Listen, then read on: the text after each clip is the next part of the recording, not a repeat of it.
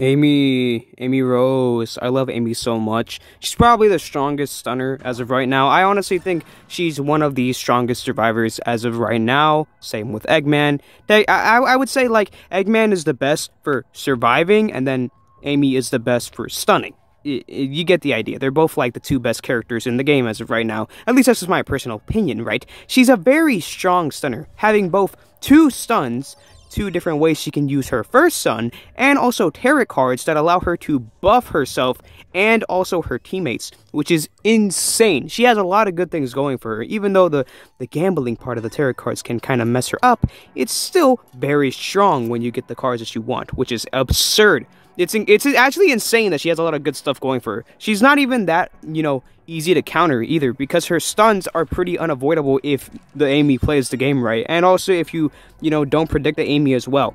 Now, I don't think she's that broken, though. I just think she's absurdly strong, and maybe she should be toned down a little bit, but I think she's pretty fun to play. Really fun. She has her passives, I guess you could technically say it's a passive ability, but she has her tarot cards, which she can reroll with the reroll ability. Basically, the tarot cards will either benefit her, buff her, debuff her, or help with your teammates.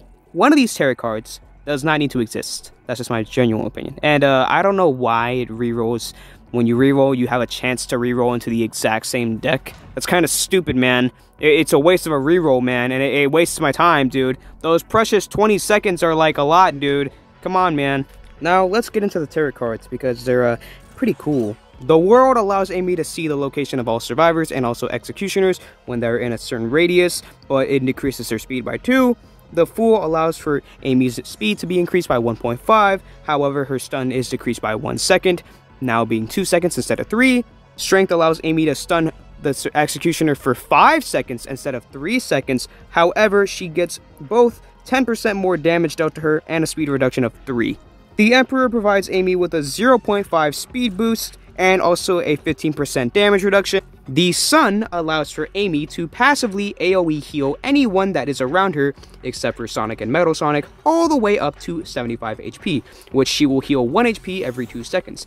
And any survivor that is around her while she has this card will slowly be blinded, so your screen will start to turn white very slowly, and it'll eventually, go away if you move far away enough for Amy or she gets rid of the card. The Moon significantly reduces Amy's visibility through some fog, and in return, she'll either gain a minus 1.5 or 1.5 speed boost, a minus 15 or 15 damage reduction. For what you have to exchange, for the vision that you lose, it makes this card so, undesirable, it's insane. This card is just utterly useless, and you won't even be able to tell what you get for the damage reduction unless you get hit, which is really annoying. And also the speed gamble? Come on, dude. The best cards are obviously the Sun and the Emperor, as they are both extremely good and pretty much provide 0 debuffs besides the, blindness from the Sun, but that's not really towards you, that's more towards the survivors. I also don't know why Sonic doesn't get healed. Pretty weird, considering how Amy's whole character is like she loves Sonic and stuff. And since this is based off of the characters from the actual Sonic, the video game, right? It's kind of, I don't know, it's kind of odd to me. But whatever. I don't judge. I don't question the gameplay. Now onto her first stun, which is the hammer. She holds her hammer with both of her hands and lays it on her shoulders, which allows her to stay in the state for about 2 seconds, and any executioner that comes into the radius of said stun will instantly be stunned, which stuns the executioner for about 3 seconds. If the ability is used mid-air, Amy will instead bounce, and if she bounces off of an executioner, it'll also stun them for 3 seconds, which is really awkward to hit sometimes since, ping issues, right? So you could be on top of the executioner, quite literally, and for some reason your hammer just won't hit, it won't connect. It is really annoying, but most of the time this is pretty unavoidable and you can get stunned very easily. It's absurdly annoying to predict. You just have to pray to the ping gods that you just don't get hit by this, because oh my god, every time I try to hit my freaking hammer with Amy, I'm going up against somebody with bad ping. It's so horrible, dude. Like, bad ping executioners are the scariest thing ever, dude. They just hit everything and you missed everything. Her hammer throw allows her to throw her hammer, and while she's having the hammer hold it out, right? It's a keybind, right? You press it once and then you can throw the hammer instantly if you wish. But whilst you're having this out, there is no time frame for which it stops. You can hold your hammer out to throw it for as long as you want. You can't cancel it, you can only throw it and then that'll stop it.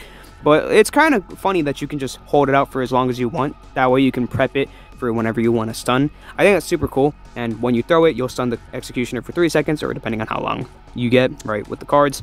I think it's cool. It's a pretty easy ability to hit if you have pretty good aim, and very funny to watch as the executioners just get hit by a mallet. It's kind of funny. I like that a lot. Once you throw your hammer, you'll then have to go pick it back up, or if you wish, you can just wait for a time frame and then your hammer will automatically come back to you. Kind of like Thor's hammer, which I think is super cool. Or again, you can just go pick it up and it'll come back to you depending on how close you are to the hammer, so you can just wait for that if you wish. It's usually just better to wait for the hammer to come back to you rather than just going back to pick it up. Or if you miss, then I guess going to pick up the hammer is better, but the executioner might camp it, which is also one of the funnier things. If you throw your hammer, the executioner could potentially just run over your hammer on accident and get stunned. The only time that the hammer doesn't count as a stun is when it gives you the prompt to pick it up again. So you could just lure the executioner to your hammer and get them stunned unintentionally. Like, it's absurdly funny how many like different things you can do as Amy. It's so funny. But yeah, that's pretty much all about Amy's kit.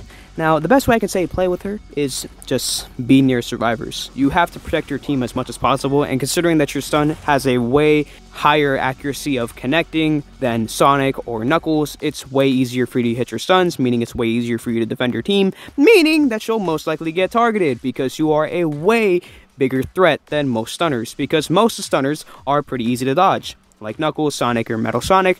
Sonic and Metal Sonic you can pretty much just dodge just by jumping, and then Knuckles, all you have to do is just move out of the way of his punch. It's not that hard. But for Amy, you have to be up close and personal, which means if you're trying to get close to Amy to deal damage to them, then they're probably just going to dodge it, which is really annoying. Either that, or they'll just have their hammer ready and then stun you for free.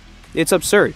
And then, once you get hit by the hammer and you try to pursue her again, she'll have another stun, which is her hammer throw, meaning that she can just chain stuns and be even scarier. And if she has the Emperor and the Fool, she can be really fast, meaning it's hard to catch up to her. Even if her stuns are decreased, you'll probably not be able to catch up to her, and she'll probably have her stuns back by the time you try to get to her, which I think is absurd. The card combos are crazy. Just usually keep distance from Amy. It's really not that hard. Most of the times the stuns are just pretty much unavoidable, but baiting out her stuns is always very good. That way you can punish her very hard for it, which is great. But also watch out for that hammer though, because it's very deadly. Which I feel like it really isn't even that hard to play Amy. I think she's one of the easiest characters to play out of the entire cast, besides her hammer throw. And even then, her hammer throw is pretty easy to connect too, but pretty easy to dodge once you get the hang of it. And then her cards are just also very strong. Even Strength is a really good card because it increases the stun time, which is absurd. And then combining that with Sonic's stun or Knuckles' stun, oh, it's actually torture, dude. But yeah, I think Amy is really good, really fun. I do think she needs a bit of balance changes though, because she is at that point where she's a little too strong. Very, very strong for Last Man Standing. Very strong. She can have a very good time on her own. So yeah, I think she's great. And that's all on Amy. Bye-bye.